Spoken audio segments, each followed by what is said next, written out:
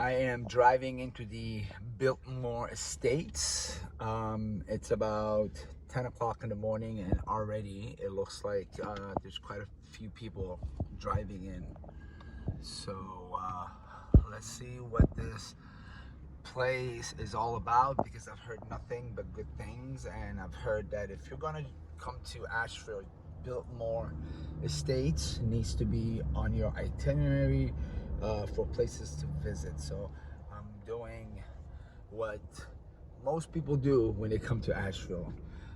This is a very popular destination, and we're gonna go and learn a little bit about it, learn about its history, see why this place is so popular.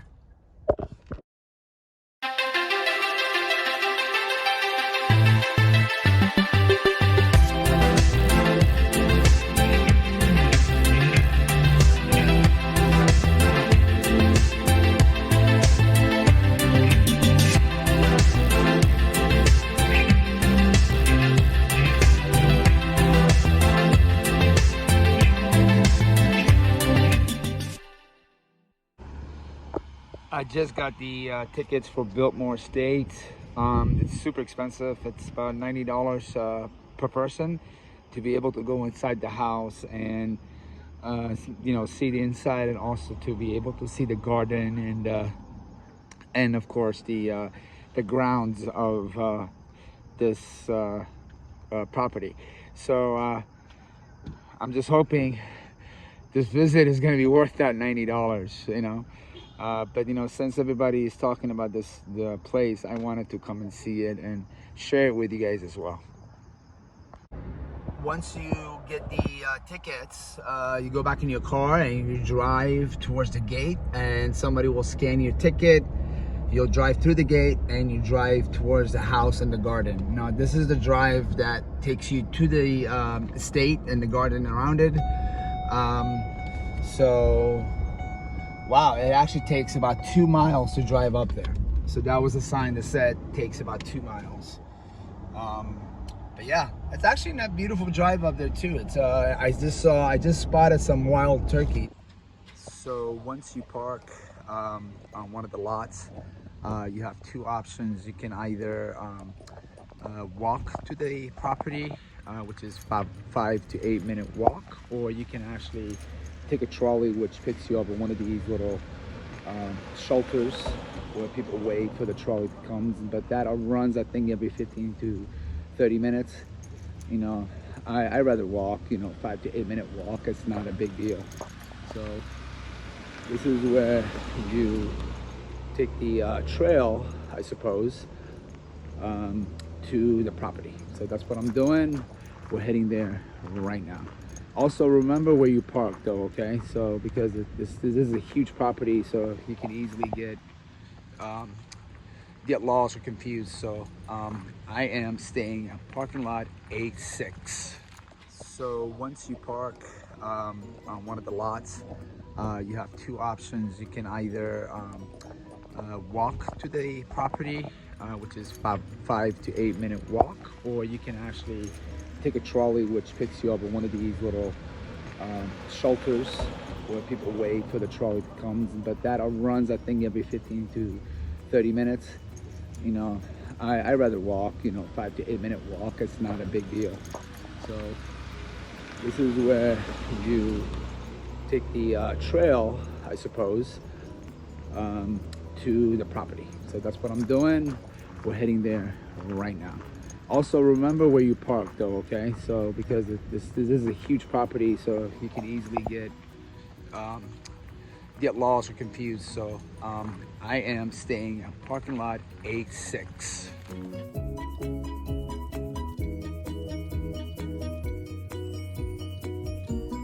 It looks like we are getting closer. Here it is. Wow. Okay, I see what the big deal is. Wow. And this property is surrounded by beautiful mountains all over. Actually, I'm okay with steps. Sure? Yeah.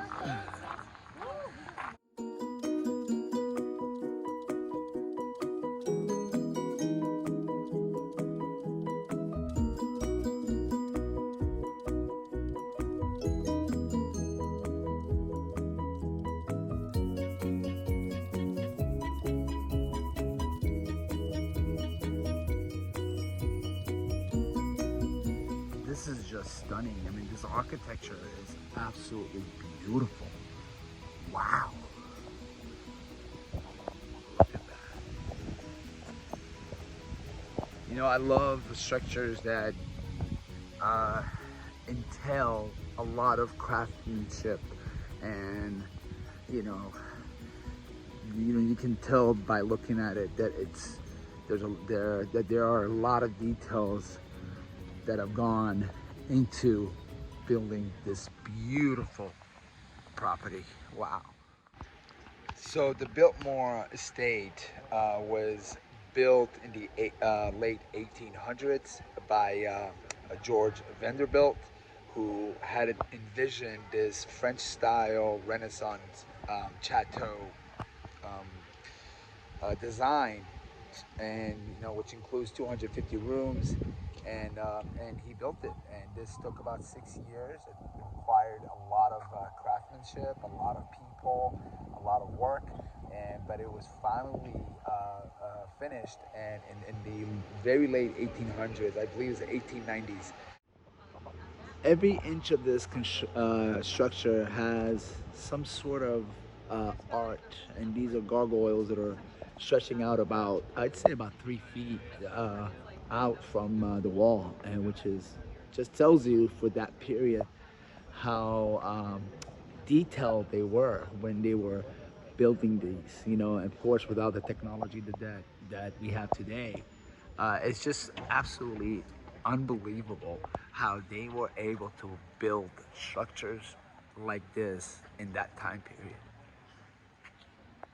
So due to COVID-19, what they are doing is they are allowing limited people in different time slots to go inside the house to see the interior. So mine is set for 11:45 a.m. Right now it is about almost 11 o'clock. So what I'm gonna do, I'm gonna go see if I can get a cup of coffee or something over there, and and then just kind of wait outside the area where they let people in, and then just kind of wait in line, and when the time comes to go in and check it out.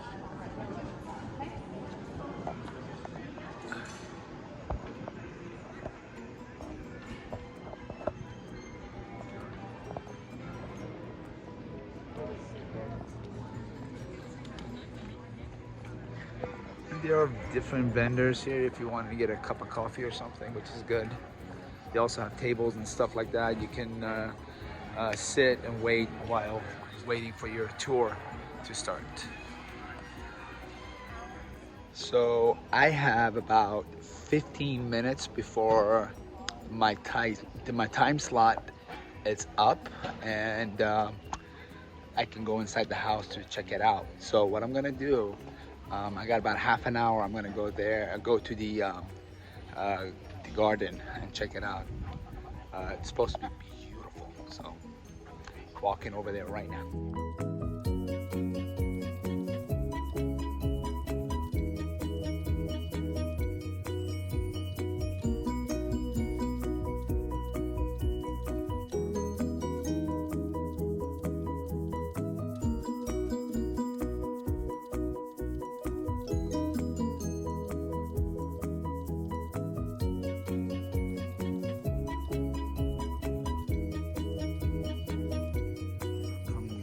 On the gardens.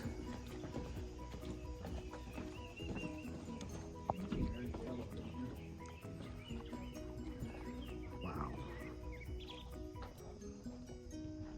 Beautiful. Can you imagine living in a home like this?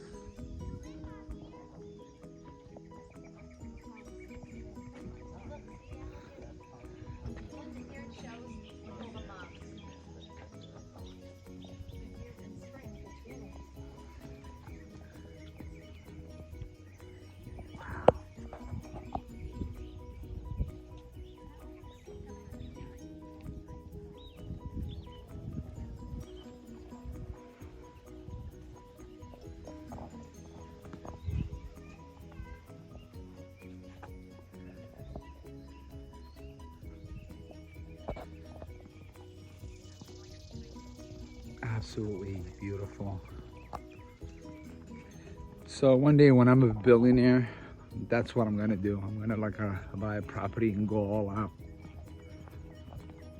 Hopefully one day, you know, we all can dream, right?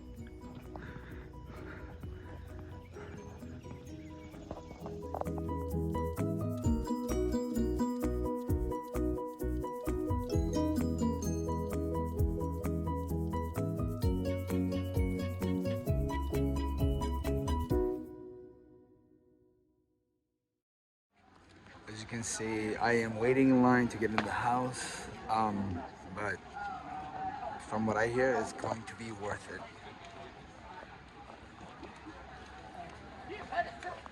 So I am inside the house. This is the front foyer. Wow.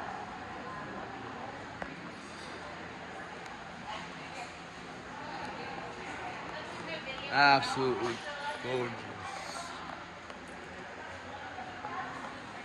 This is the billiard room.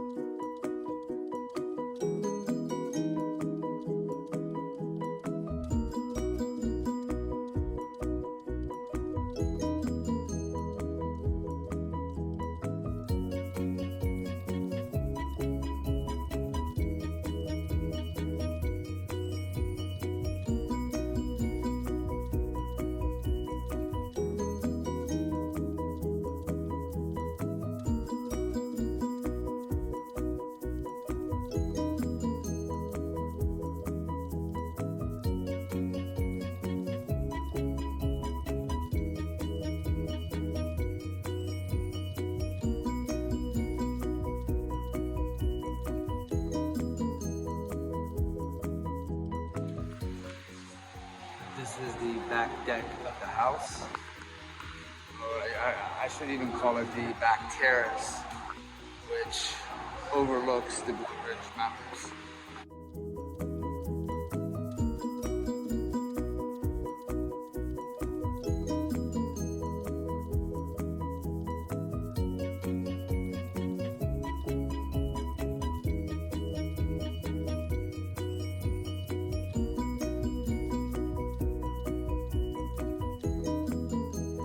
We are entering the library.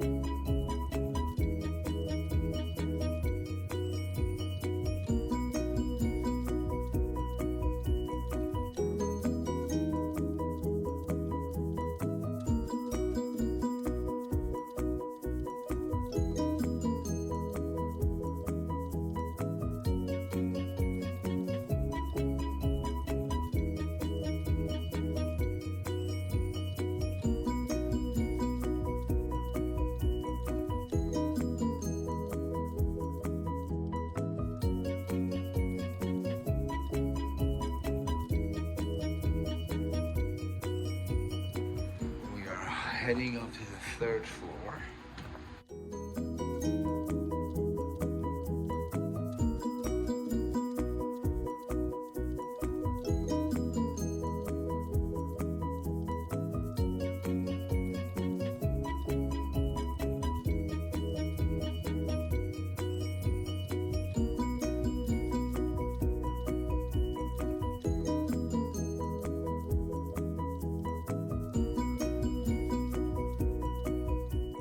This is another bedroom. I guess this is one of the guest rooms. Wow. And each room looks like comes with its own bathroom and shower, which is freaking awesome.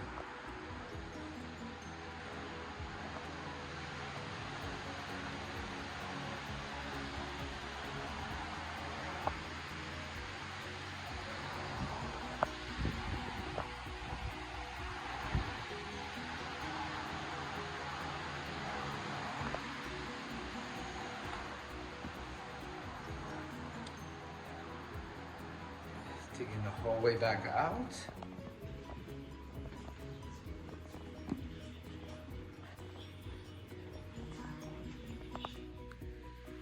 We are at the bowling alley downstairs in the basement of the property. Look at that. How cool is that?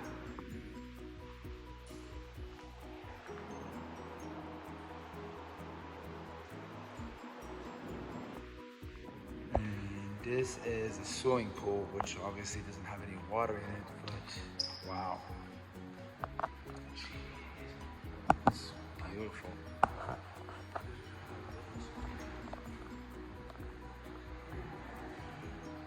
Wow.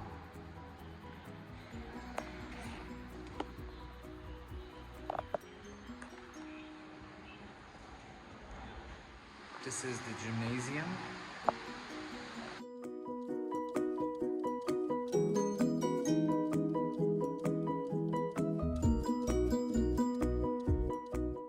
So I think I'm done with touring the house.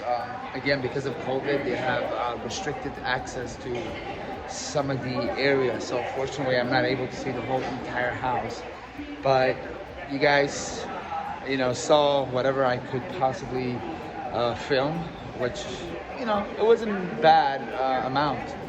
But I hope you guys enjoyed this visit of the Biltmore Estate. So I am heading back out of the house. I'm gonna get in the car, head back to the campsite, and watch my cheese.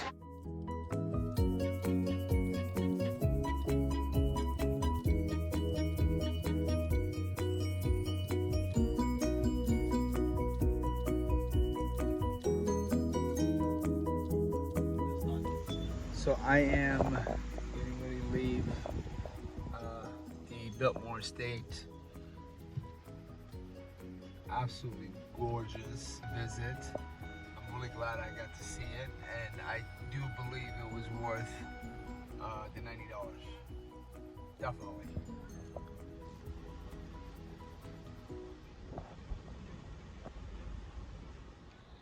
So it's my last night here at the KOA East, Asheville, North Carolina. As you guys have been following me, I came down from Roanoke on Blue Ridge Parkway all the way down to Asheville, and made a few stops in between. Had a really good experience.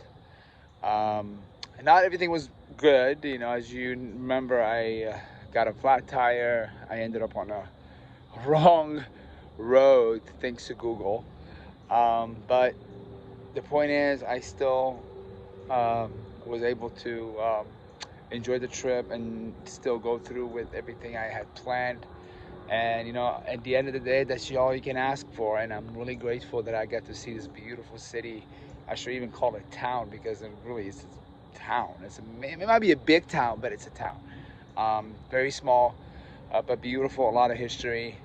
And the one thing about Asheville is that the Biltmore Estate when it was in construction, it required a lot of people to work, and that also what really created the city of Asheville. It was from the people, the workers, the labor work that went into building the enormous estate.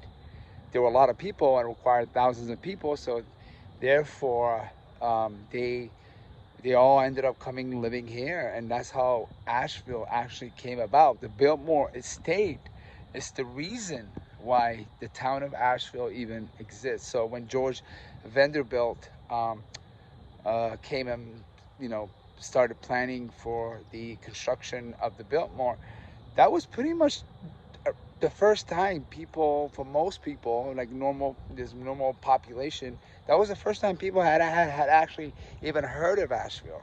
So I'm really glad that I was able to come and find all this information about this town, and I'm glad that I got to see the beautiful Biltmore Estate. I got to see the Blue Ridge Parkway, the north of the Parkway, which if you guys remember, we went and saw the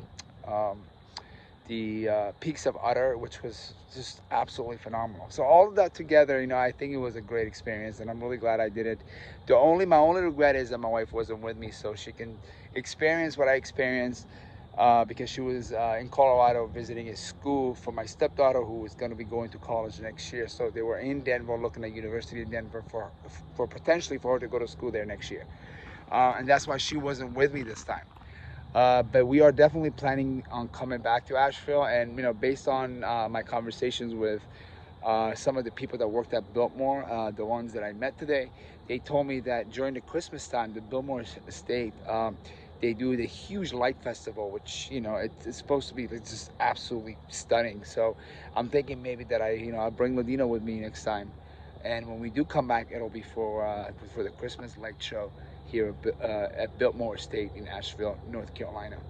The campground, which is the East KOA in Asheville, there are two of them. There's the East and there's the West. Make sure, if you want to stay at this particular campsite, which is C13, again, that's C13, that is the KOA East Asheville. If you want this campsite, make sure you call the right location.